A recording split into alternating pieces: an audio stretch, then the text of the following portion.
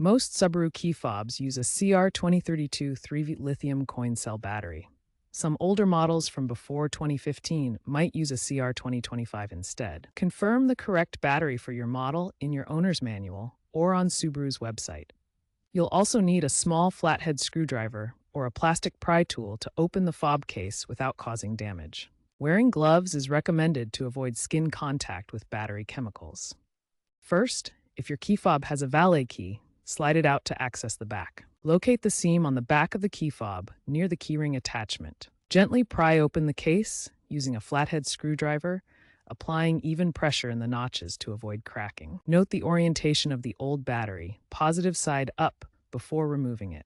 Insert the new CR2032 battery with the positive side facing up.